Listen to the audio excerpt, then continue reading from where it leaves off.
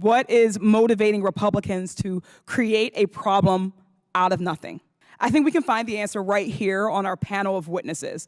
The Heritage Foundation, Texas Public Policy Foundation, and Independent Women's Forum all get their funding from the fossil fuel industry. Right now, Republicans are trying to fool you into thinking that they genuinely care about spending. They hurt everyone in their giveaways to the price gougers that fund their campaigns, and they turn around and blame black folks and brown folks and poor folks and immigrants for the mess they created.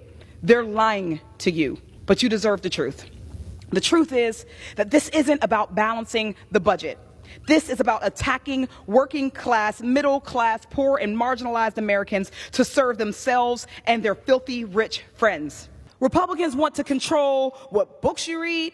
They want to control what history you learn. They want to control how you identify, who you can love. They want to control our bodies. They want to control everything except that which could prevent mass preventable deaths of children and students and worshipers and shoppers in the only country on earth that this is a problem.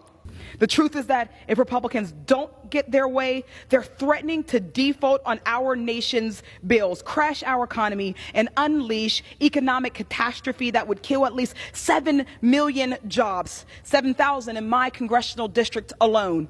They're threatening Medicare, Social Security, and veterans' health coverage for nearly 300,000 people in the 2 counties I represent, threatening to increase lifetime mortgage costs by $37,000, and threatening the retirement savings of 100,000 soon-to-be seniors, eliminating 20,000 from typical retirement portfolio.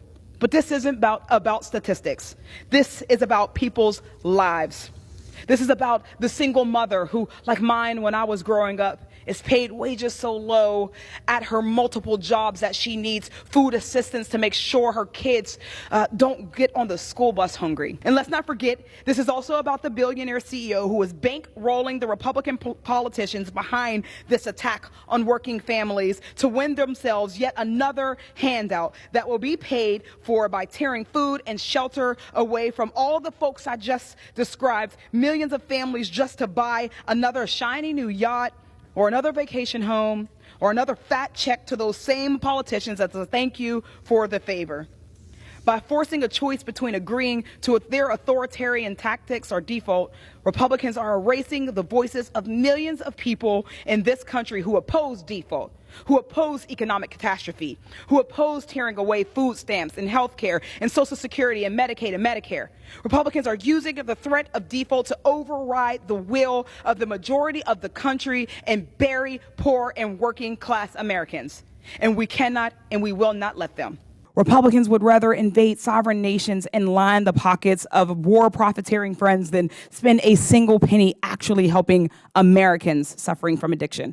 The only other efforts we seem willing to are trying to lock up more black and brown folks for possession and shutting down all immigration from the southern border. We can do better, and we can do more. I've been here in Congress just over 100 days, and I'm already sick and tired of kangaroo court hearings.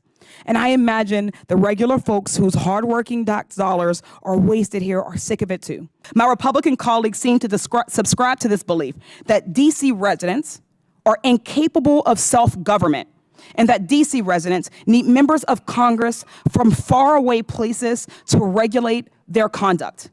It's beyond offensive and it's un-American. Republicans know that when people are able to vote freely and without odd constraints, like too long lines in places that they cannot access, or rules that suppress their ability to access the ballot and to vote. When they can vote, they don't win elections.